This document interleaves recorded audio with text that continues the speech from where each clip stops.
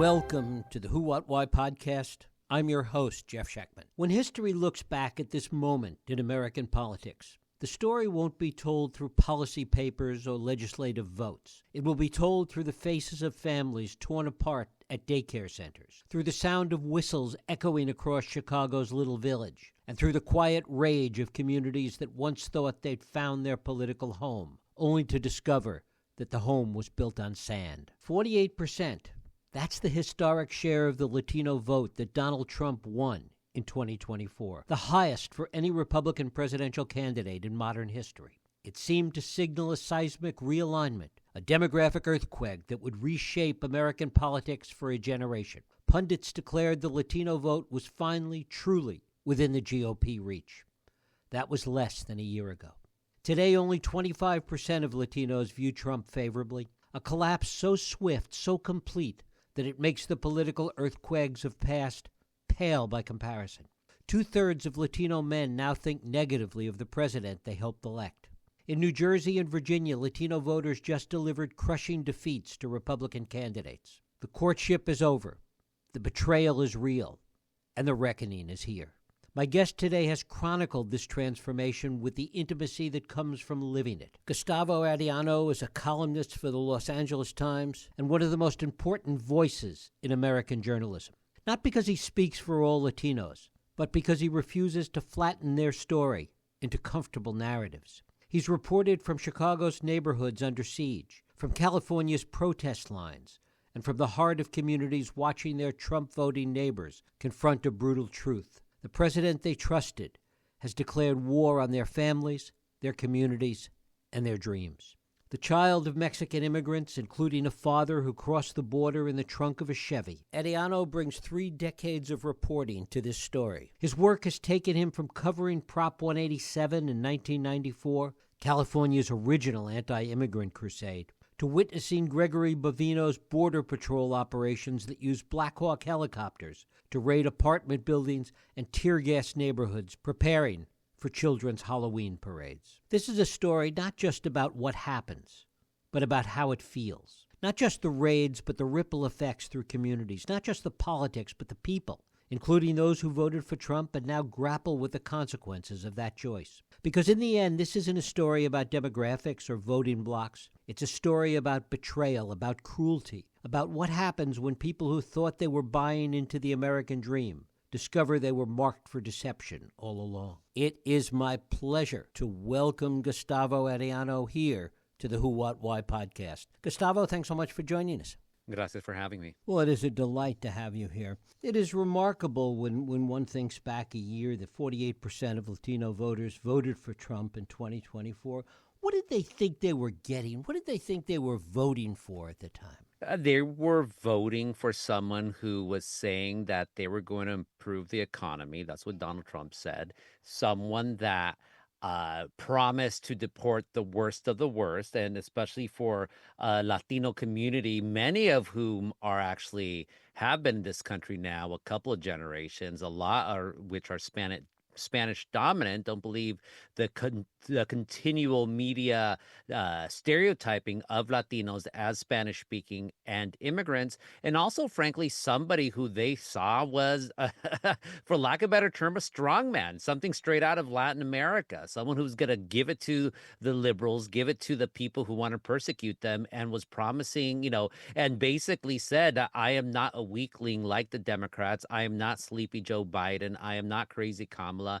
I am Donald Trump. I am someone who thinks that the traditional Latino family needs to be supported. And so a lot of them voted for that. And then you add on top of that, exceptionalism, transphobia, and all that. And it was the perfect cocktail that the Democratic Party refused to acknowledge until Trump won, and then later on, forget the exit polls. Try the Pew Research Center. The most when it comes to gauging how Latinos and really Americans feel, they are seen as the gold standard. And so I think it was in this spring when they came out with their final validated voting surveys, and it showed 48% of Latinos went for Trump and 51% of Latino men voted for Trump. Historic in so many ways, and not all of them good and most of them not good. And in fact, even to the 25% that it's collapsed to now seems like a high number given what has gone on. Not surprising because and of course, you're going to hear me say this a lot. I wrote about this before because I guess that's my job, is really to call things months, if not years before it happens. And I have been writing about Latino support for Trump going back to 2018 for the LA Times and in the previous newspaper that I worked for, OC Weekly, in 2016. I saw the appeal that he would have to a certain segment of people. And as the years went along, and as the economy didn't really improve that much, and as you had new migrants from Latin America who were not of Mexican heritage, look, a lot of the people that I know, people who should know better, they don't care about the Latino immigrants from El Salvador, from Venezuela, the people who've come over the past 2 years with the Biden administration. And so, as I wrote, if Trump had by the way, I am not supporting any deportation policy whatsoever. In fact, most deportations I'm probably going to be opposed to. But if Trump had been smart about it, he would not have had this historic collapse. And people are going to say, well, Latinos care about the economy, that as well. But when the majority of Latinos in the United States are of Mexican heritage, in California, it's a super majority, at least 75% of them. And when you're seeing the people being rounded up and harassed are people of Mexican descent who have been here 20, 30 years, the tamale lady, the frutero, the father with 3 Marines, like here in Orange County, daycare workers like in Chicago. Yeah, people are going to get upset. These are not the worst of the worst. These are just regular folks trying to make something of themselves. And yeah, don't be surprised if Latinos are not going to be throwing roses at Trump anymore and turning away from the Republican Party come this past election day. And what sense of betrayal is there that they did put their trust, they put their vote in someone that has betrayed them for all intents and purposes? I'll tell you this much. A lot of the Latino Trumpers that I know, they're not talking. It's almost like they do not want to be subject to the embarrassment of that comes with Latinos who hated Trump telling them, see, I told you so. I don't know if shame does anything. And I also don't think that this necessarily guarantees that these Latinos are going to go for the Democrats in the 2026 election. A lot of things can happen in a year. I mean, we're less than a year away from Election Day 2026. So I wouldn't call it a betrayal, more like disillusionment, because Trump was supposed to deliver Latinos to the promised land. He was supposed to get rid of all the worst of the worst, and instead, all he's done is sown chaos. He's messed with the pocketbook of Latinos. This government shutdown didn't help things whatsoever. And so it's like, oh, you ended up becoming no better than Biden, except you're persecuting all these people and you're throwing your hammer specifically at Latinos, not anyone else when it comes to, they're going to say, oh, it's just undocumented people. Well, the vast majority of people that have been rounded up have been people of Latino heritage. So what are Latinos supposed to think? There's also an element of white supremacy to this that you've written about. Talk about that. As I've written before, right? And as you're seeing all of this, well, you're seeing a Trump administration that really seems to favor this idea of a mythical white America. And by white, I mean, we're talking about Leave It to Beaver era. We're talking about that infamous painting of a woman, a white angel, a female angel in the center of a canvas. To her left is darkness, Native Americans, Buffalo.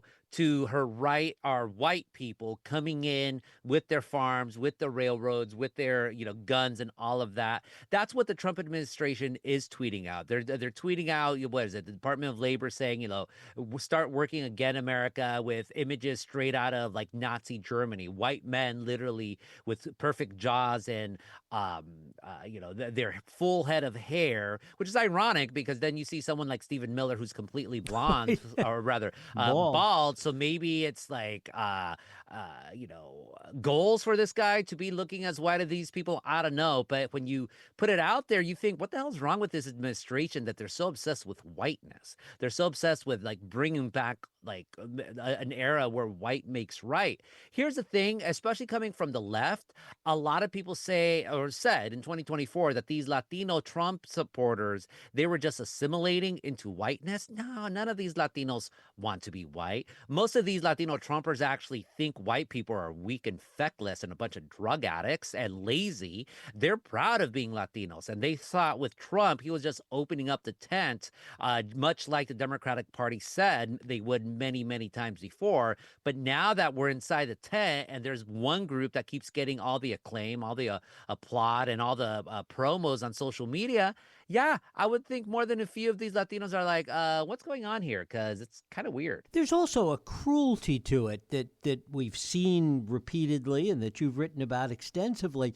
a cruelty that really accentuates all this bad stuff. Well, what else do you call subpar inhumane conditions in detention centers? People being arrested, being in a damned if they do and damned if they don't scenario where if they show up to the courthouse for a court hearing to determine whether they can stay, they can't even make it to the courthouse. They can't even make it to the judge's chambers or to the courtroom because they're going to get picked up and detained and then sent off. But if they don't show up to the courthouse, then they are automatically get a sentence to be deported the moment they're caught. People being pepper sprayed, families being pepper sprayed, tear gas, American citizens being caught up in this. ProPublica found that at least, and this is in September, we're now in almost mid-November. In September, they had found that at least 170 U.S. citizens had been detained by the Trump administration for hours, some claim for days. And then when you have out here in Southern California, a judge ruled that essentially the Trump administration was racially profiling people when it came to determining who were they going to try to detain. The Trump administration admitted to it and said, well, it's perfectly legal and it's perfectly necessary. And the Supreme Court, they issued, I think it was a court order, something really like, they didn't hear the whole case, but basically issued a declaration saying, yeah, it's fine. And Brett Kavanaugh in his in what he filed to support this cockamamie bullshit, for lack of a better term, used the word brief or briefly 8 times to say, well, if a U.S. citizen does get questioned by ICE, it's only going to be something brief. It's horrible. It's cruelty. And the group, and he's basically saying if this happens to Latinos, well, you know what? It's going to be brief, so it's okay. But tell that to the military veteran who was caught up by mistake in a raid on a fields out there in Camarillo, California, in Ventura County. Again, 170 U.S. citizens would love to tell Justice Kavanaugh there is nothing brief about what they had to deal with when it came to ICE. And added to this is this English fluency crackdown, which is only exacerbating what you're saying. Oh, well, no, that's you're talking about my dad. That's why, again, further white supremacy. When you have a Trump administration, that one of the first things they say is like, we're going to rename the Gulf of Mexico, which has been called that by all the countries that have their borders or coastlines around it. They've called it that for centuries. Now they're going to call it. Now Trump wants to call it the Gulf of America. In the spring, U.S. Transportation Secretary Sean Duffy said that they were going to really start cracking down on English fluency when it came to truck drivers. And I did a columna about my father, who was a truck driver for 30 years, as you mentioned, came to this country in the trunk of a Chevy from Mexico, spends most of his life speaking Spanish, his native tongue. But I interviewed him, like, do you need English to be a good truck driver? He said, not perfect, but everyone knows a little bit because that's what the truck driving industry. So I quizzed him. Okay, like, take me back. He's been retired now for a decade. Take me back to when you were a truck driver. And he walked me through everything every dispatcher could possibly tell him, any inspector at the weight stations. All of these truck drivers know how to do it because that's their job, and everyone knows a little bit of English. But to demand that truck drivers essentially speak the King's English, it's racism, it's white supremacy, as you pointed out. One of the other aspects of this is the difference in reaction in different parts of the country. You've spent a lot of time talking about the different reactions in California versus Chicago. Talk about that. Well, the country. And I haven't traveled the whole country, but the Trump administration recently put out that they had detained 1,500 people in the Houston area over the past couple of months. But where was the resistance? Where were the protests? Where, like, that's around the same number that you had in Los Angeles over the summer, I believe. And you saw what happened in Los Angeles. People stood up to that. People really said, hell no. And then when I went to Chicago recently, it was in a completely different level. I ended up in Little Village. Little Village is they call it the heart of the Mexican Midwest, one of the more famous Latino majority suburbs, not suburbs, it's a neighborhood in Chicago. And that's a place that the Border Patrol had been hitting repeatedly, again and again and again. And so when I went there, I saw immediately, like, what happens when you activate an entire neighborhood. It is hard in Los Angeles and suburbia, because in suburbia we get, we get high on that apathy. We think everything is nice and wonderful. Things are also very spread out. Little Village, super dense, super compact. And I got there, and I got there when the Border Patrol was patrolling that day. I ended up with a group of activists, and we were chasing around, warning people. We never did catch up to the Border Patrol, although they were like a phantom, always one step ahead of us. But everyone seemed to have a whistle. Everyone seemed to be participating. It was something that I just have not seen in Los Angeles. And don't get me wrong, Los Angeles has a lot of down activists, and they have been doing the good work. But Chicago was a completely different level. And why do you think that was? There's that tradition of activism, radical activism in Chicago. I mean, this is the home of the Haymarket Riot, for crying out loud. And that was what, 1886? Right. Los Angeles. Yes, Los Angeles has had activism over the decades, but when the whole city is active, Chicago is bluer than Los Angeles. I 26% of LA voted. We're talking about the city of Los Angeles. Voted for Trump. In Chicago, it was 22%. So a couple, like 5 percentage points, but still, Chicago is a more blue place. It has more of a tradition. It's more of a union town. That solidarity is there. And so that's just part of the equation. I'm not gonna pretend and say I know everything about Chicago now to be able to say, here's what I could, here's the main differences. One interesting thing that Chicago residents still, or activists did tell me, is that they don't have the infrastructure of the nonprofit industry or nonprofits to be able to fund a lot of activists and like to teach them how to do these things. So in that sense, there's way more grassroots activism that I saw in Chicago on these different levels. And the most important thing, the whistles. When my Uber dropped me off in the famous archway right in the heart of Little Village on 26th Street, their main street, I get off, and everywhere I'm hearing car honks, which, okay, you'll expect, but more importantly, whistles. And whistles have been the soundtrack to this deportation wreck in Chicago all fall. The moment I came back from Chicago with a whistle, I got a whistle myself. I'm going to put it in my car, and I'm going to urge anyone from Southern California, that is a soundtrack, because that immediately gets people's attention.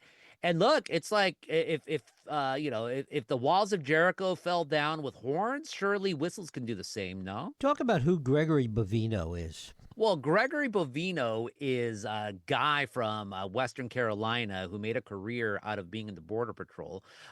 When the year started, he was in charge of the El Centro sector of the Border Patrol, which we're talking about the desert in California, east of San Diego County, so mostly Imperial County. Right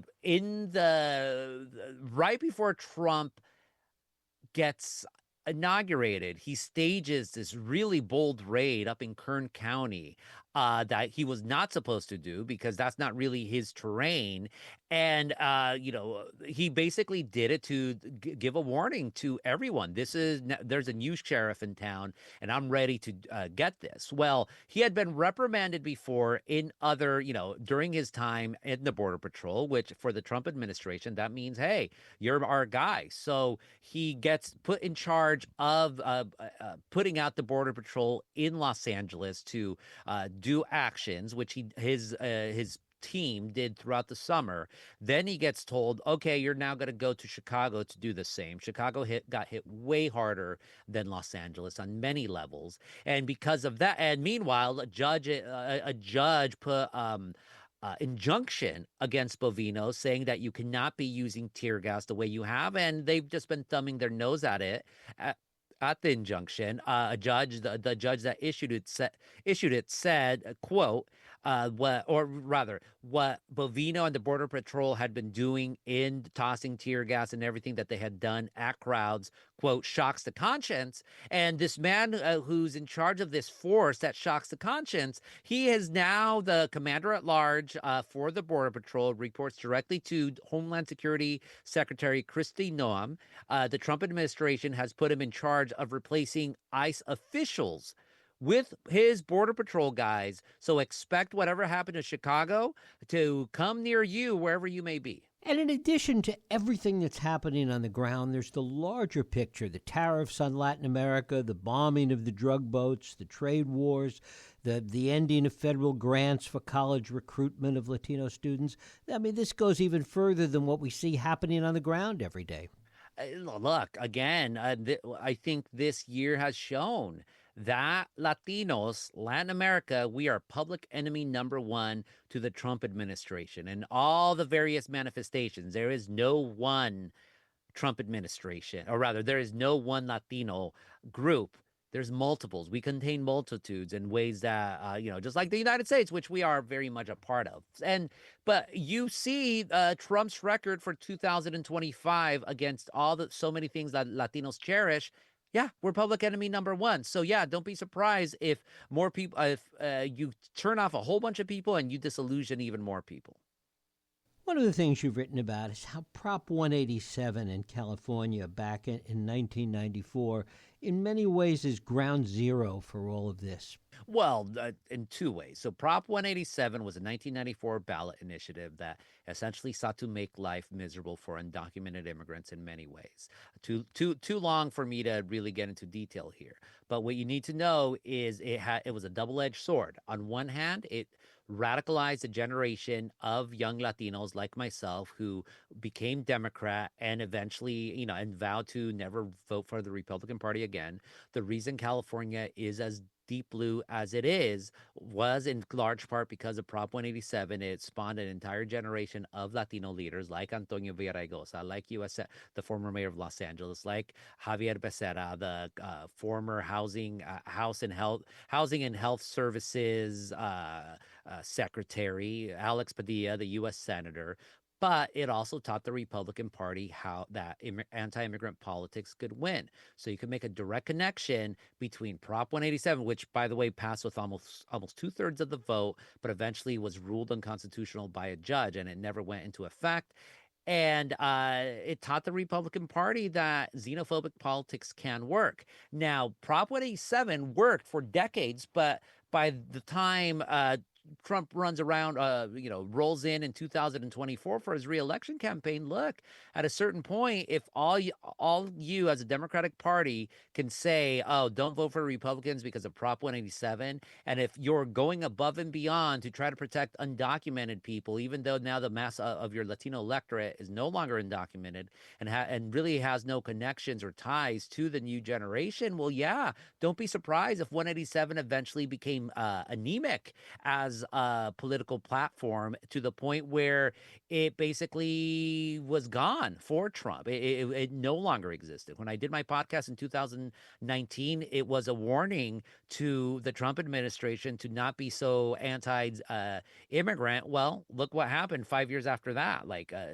No one in 2019, no one would have seen this coming.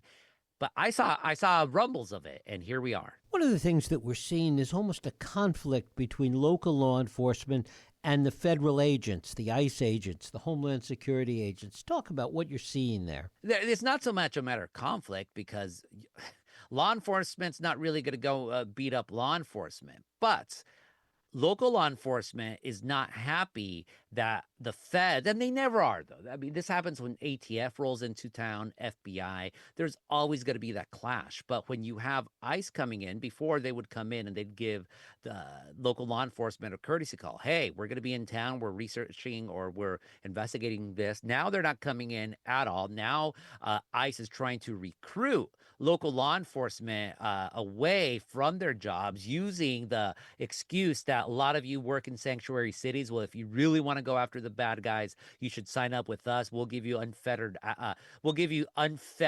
cruelty, basically, or unfettered tools to do the job that you do. So law enforcement will rarely speak ill of other law enforcement, and you're not really seeing this, but just Well, sources we that I saw those have grumbled. police officers in Chicago that were tear gassed by the federal agents. They're just caught up. And a lot of times what happens is that ICE or the people who they're detaining, they'll call them. And so they're stuck in the middle. Basically, ICE is using local law enforcement to protect them from crowds. I mean, that's why Trump wants to call in the National Guard, because a lot of local law enforcement doesn't want to be a part of this. And so ISO is not apologizing to in Chicago, I believe it was 13 officers who were in the middle of just the middle deployment of tear gas.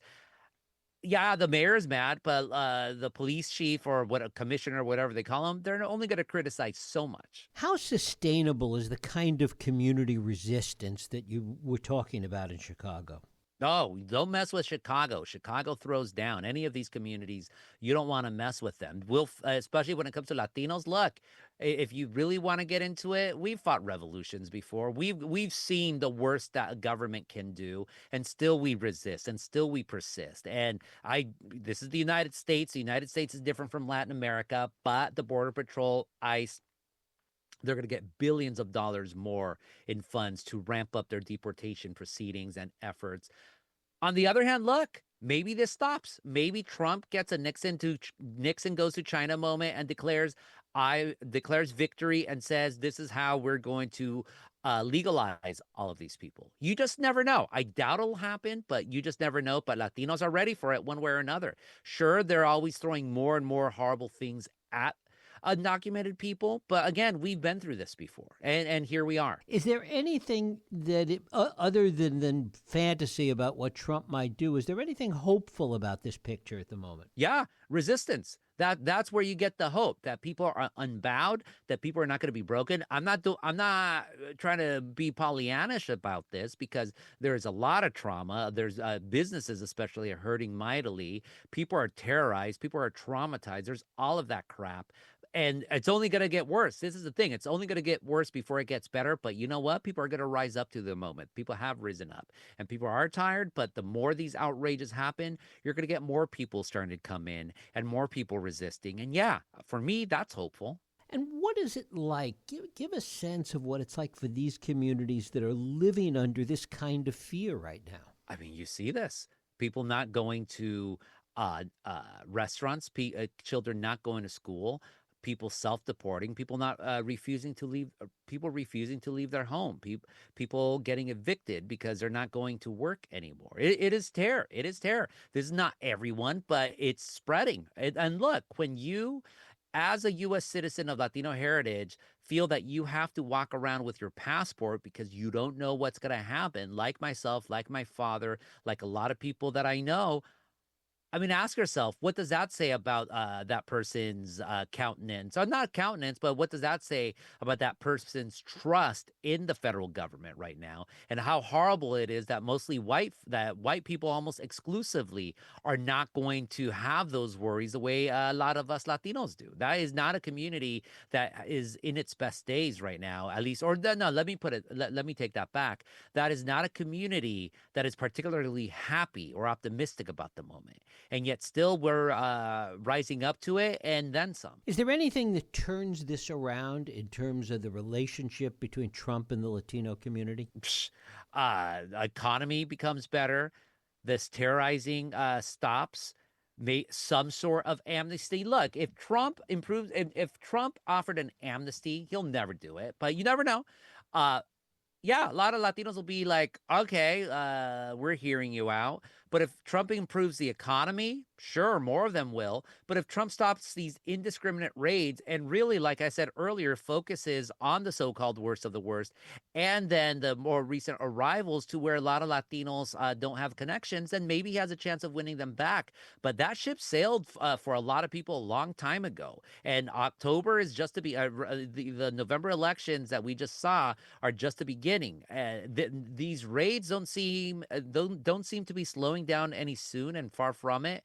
You've seen that the Trump administration wants to escalate them. Right now, I think they're only detaining about 1,700 people a day. Stephen Miller, Trump's right-hand man, was demanding 3,000 people a day. So there's still a long ways to go from 1,700 to 3,000. If the Trump administration were smart, they would just ratchet it down as much as possible. But I don't think they're smart. I think they're devious, but devious is not smart. Are the worst of the worst getting picked up in all of this, or some of them left behind?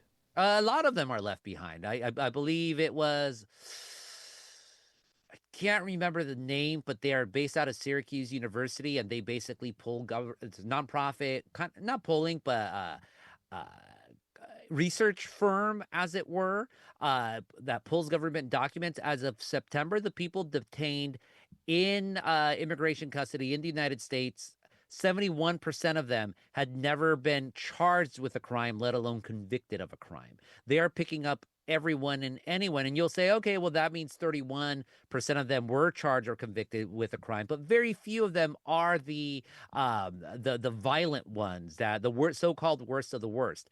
Gangs are not being disappeared. The cartels are not losing. None of this. This is just, let's terrorize Latinos as much as possible. That's where we're at right now, and that's where it's going to continue, because that was always the point.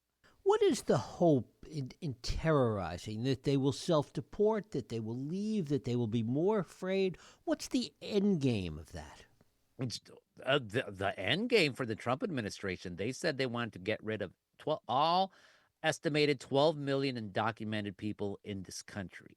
You try to figure out what that means. That means a decimation of the restaurant industry, the agricultural industry, the wiping out of neighborhoods.